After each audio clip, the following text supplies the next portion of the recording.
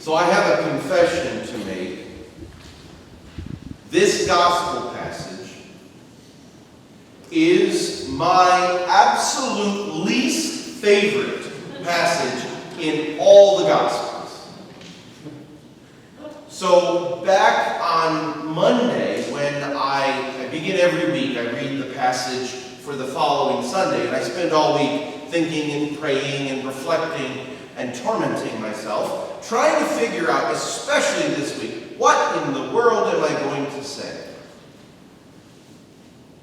How can we make sense? This was what I was frustrated with back on Monday. How can we make sense of such disregard, such cruelty and condescension? How is it that Jesus, who so frequently we hear as the example of compassion and warmth and welcome and mercy and kindness and gentleness and patience, how in the world does he treat somebody with such disdain as to insult her to her face and call her a dog? We have swear words that translate nicely to this.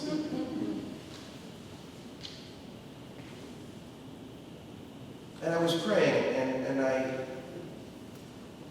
sat down with my Bible, and I was reading all kinds of chapters before this passage, and then after this passage, trying to figure out what's going on. And I think maybe there's something we can learn here. My other confession that I like to make is I really love food. I love to say this, and people get weird when I say this, but gluttony really is my favorite sin. So what I would ask, I think what I was praying with all week was this idea of food. And I'll tell you why in a second, because notice the conversation with Jesus and this woman. They're arguing about food from the table. And this is a clue. And here's what I mean. When Matthew, the evangelist, wrote his gospel, could you imagine his struggle trying to make sense of how do I tell the story of Jesus' 33 years of life and 3 years of intense ministry? How do I write this down in just a few pages? The Gospel of Matthew is not that long. None of the Gospels are. How do you summarize all this? What do I say? And maybe more difficult, what do I leave out? That's a tough call. And so when Matthew writes his Gospel, there are literary movements. There are themes that are developed and explained by the order of the individual stories. There's literature to this. It's not just pure biography. Does that make sense? You get what I'm saying? So just a few passages before this story, we see the famous story of Jesus feeding the 5,000. Remember that one? Right? Huge crowd of people. We only have a little bread, a little fish. Jesus multiplies it. Everybody eats, right? A little bit of gluttony maybe going on. And there's leftovers. More than enough leftovers. Food. But one of the things we miss is the question of who's Jesus feeding? Was it only the children of Israel? In that big crowd, was it only Jewish people, or were there Gentiles there too? And the answer is, it wasn't just the children of Israel. In that crowd, there would have been people from all over that region, and we know that the region of Galilee wasn't just Jewish people. It was people from every different religious group that was in the ancient world. And then, right after the passage of Jesus feeding this massive crowd of people, he goes to a region called Gennesaret. There's no quiz later, so you don't have to memorize this, but you'll find it in the Bible. The region of Gennesaret. And one of the things we know about Gennesaret is there's no Jewish people in Gennesaret. And when he gets there, the people show up in droves because they bring their sick and their lame and all the people that need healing, and he heals them all. But none of them are from the children of Israel. So this is where the Pharisees get involved. We know those Pharisees. They like to cause trouble, and they weren't really big fans of Jesus. So Jesus is feeding people who are not Jewish. He's working miracles for people who are not part of the children of Israel. And they show up to try to trap him, to criticize him, to try to get him in trouble. Why are you doing this, they say? Why are you breaking our food laws? Why don't you follow the laws we have in place about purity of food? The word we use today to understand these rules is kosher, the kosher rules. But the Pharisees used to enforce those kosher rules really strictly, not because they were necessarily concerned about moral purity, but they used the rules to divide people. Because if you followed the kosher rules, the dietary purity laws, as strictly as the Pharisees wanted you to, you could never share a meal with someone who wasn't Jewish. You could never be in fellowship, right? Think about all of the incredible meals we celebrate with friends and family. Think about the business power lunches, right? When you're making a big deal, or people with fancy suits get together and they're going to hammer out a business deal worth lots of money. What do? You go and eat together. Food is one of those great things that brings people together. It's sharing a meal that is one of the most essential things to creating peace and deepening relationships.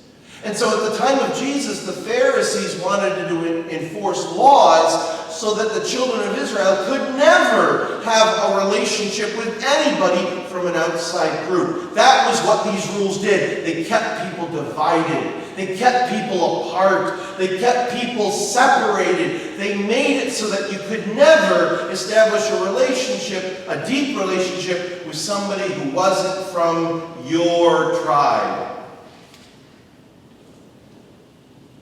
And so Jesus, after being criticized by the Pharisees, he does something pretty shocking. He says to everybody, anyone who's within earshot, come here, he says, come here. I got to say, and the Pharisees are standing over here, and they're watching, right? The Pharisees just criticized Jesus, and he'd had enough. That's it, he says. Get over here. Come here. Anyone, come. I have something to tell you. Stop it with the food laws, he says. No more. You got to understand something, Jesus says. What you put into your body doesn't make you impure. It doesn't defile you. What you eat doesn't change your heart. What makes you impure or defiles you is the garbage that comes out of your heart. The hatred and the division and all kinds of other wickedness. That's what makes you unholy. Nothing you put in your mouth can make you unholy, he said. It doesn't work that way. Jesus and the Pharisees are standing over here. Can you imagine? They're getting all kinds of angry.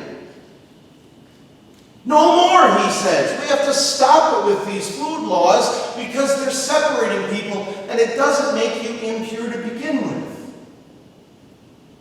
What comes out of your heart can make you unholy, not what goes in your mouth.